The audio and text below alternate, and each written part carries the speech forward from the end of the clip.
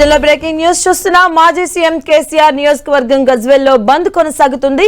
ఇటీవల జరిగిన camp office పై దాడిని నిరసిస్తూ బీఆర్ఎస్ నేతలు గజ్వేల్ బంద్ కు పిలుపునిచ్చాయి. ఇక గజ్వేల్ ప్రజ్ఞాపూర్ బస్ డిపో ముందు బీఆర్ఎస్ శ్రేణులు నిరసన తెలిపాయి. బస్ డిపో నుంచి బస్సులు కదలకుండా బీఆర్ఎస్ శ్రేణులు అడ్డుకున్నాయి. దీంతో గజ్వేల్లో ఎక్కడికక్కడే నిలిచిపోయాయి ఆర్టీసీ బస్సులు. ఇక గజ్వేల్ బస్సు డిపో ముందు బైఠాయించారు బీఆర్ఎస్ నేతలు.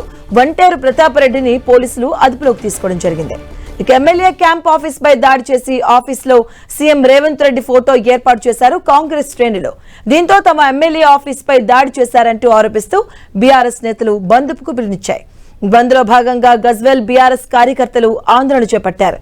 మరోవైపు గజ్వేల్ ప్రజ్ఞాపూర్ లో బస్సులు డిపోలకే పరిమితమయ్యాయి.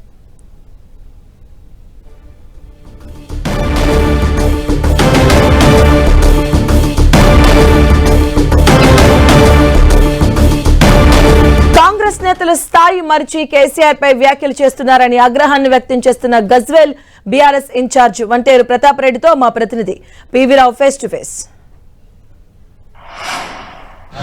సిద్దిపేట జిల్లా గజ్వేల్ ఈ రోజున బంద్ జరుగుతూ ఉంది. గజ్వేల్ మొత్తం కూడా ప్రశాంతంగా బంద్ కొనసాగుతుంది. ముఖ్యంగా డీసీసీ అధ్యక్షులు ఆంక్ష ఏదైతే ఎమ్మెల్యే క్యాంప్ కార్యాలయంలోకి చొరబడి ముఖ్యమంత్రి రేవంత్ రెడ్డి ఫోటో పెట్టడంతో పాటు ముఖ్యమంత్రి మీద అనుచిత వ్యాఖ్యలు అయితే చేశారు. చిటికలు వేస్తూ ఆమె చేసిన వ్యాఖ్యలకు నిరసనగా ఈ రోజున బీఆర్ఎస్ పార్టీ శ్రేణులందరూ కూడా ఆగ్రహంతో ఉన్నారు. ఈ రోజున బంద్కు పిలిపించారు. బంద్ అయితే ప్రశాంతంగా కొనసాగుతుంది. బీఆర్ఎస్ పార్టీ నియోజకవర్గ ఇన్ఛార్జి వంటేరు ప్రతాప్ రెడ్డి మనతో పాటు ఉన్నారు. వారిని అడిగి బంద్ ఏ విధంగా కొనసాగుతుంది తెలుసుకునే ప్రయత్నం చేద్దాం. చెప్పండి, ఈ రోజున బంద్కు పిలిపించడానికి కారణం డీసీసీ అధ్యక్షులు చేసినట్టు అనుచిత వ్యాఖ్యలు కావచ్చు, ఏదైనా ఉన్నాయి. బంద్ ఏ విధంగా కొనసాగుతుంది?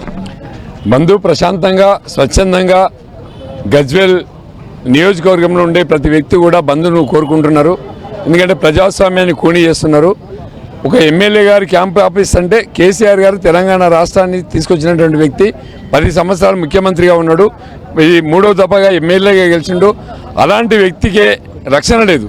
అంటే క్యాంప్ ఆఫీసు పోలీస్ స్టేషన్కి 200 మీటర్ల దూరంలో ఉంది. ప్రతిపక్ష నాయకుడు మాజీ ముఖ్యమంత్రి ఆయన క్యాంప్ ఆఫీస్కే రక్షణ లేకపోతే ఈ రాష్ట్రంలో ఎవరికి రక్షణ ఇస్తారు?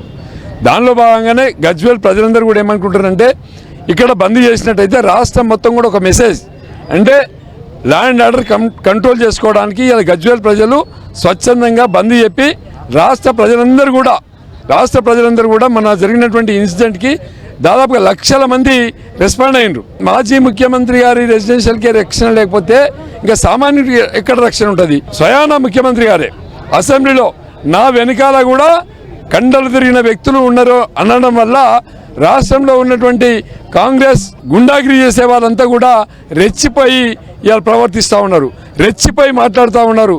ముఖ్యమంత్రి గారి అండ చూసుకొని ఇలా కాంగ్రెస్ పార్టీ నాయకులు గుండాయిజం చేస్తాం. డీసీసీ అధ్యక్షులు ఒకటే కోరుతున్నారు. మాజీ ముఖ్యమంత్రిగా కేసీఆర్ ఉన్నారు. ఈ అసెంబ్లీ నియోజకవర్గం ప్రాతినిధ్యం వహిస్తున్నారు.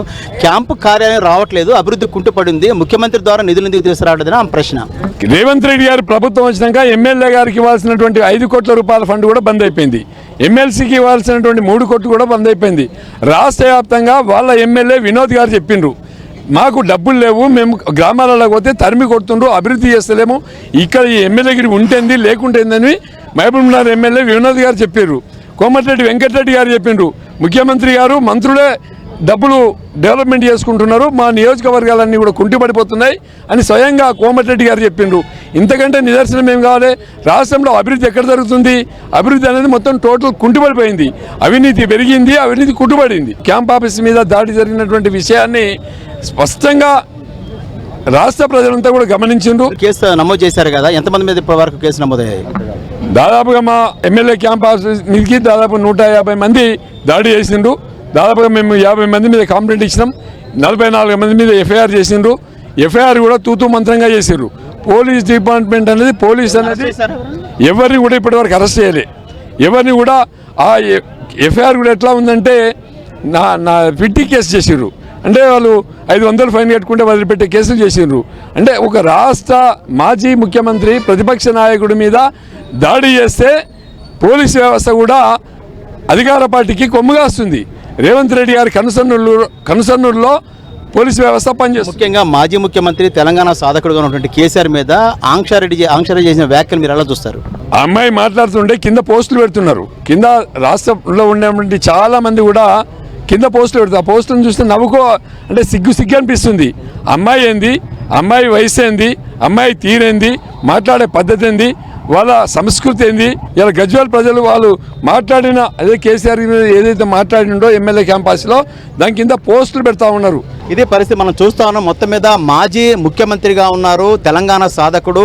ఆయన వయసు రీత్యా కూడా ఎంతో పెద్దవారు, కానీ కనీసం మర్యాద లేకుండా ఆంక్షారెడ్డి చేసిన వ్యాఖ్యలకు నిరసనగా, అదేవిధంగా దాడి ఏదైతే ఎమ్మెల్యే క్యాంపు కార్యాలయం మీద దాడి నిరసనగా ఈ రోజున బంద్ పాటిస్తాను. బంద్ ప్రశాంతంగా కొనసాగుతుంది, సంపూర్ణంగా ప్రజలందరూ మద్దతిస్తారని వంటేరు ప్రతాప్ రెడ్డి చెప్పే పరిస్థితి ఇక్కడ కనిపిస్తూ ఉంది. కెమెరా పర్సన్ వినోద్తో పివి రావు, 10 టీవీ, గజ్వేల్ నుంచి.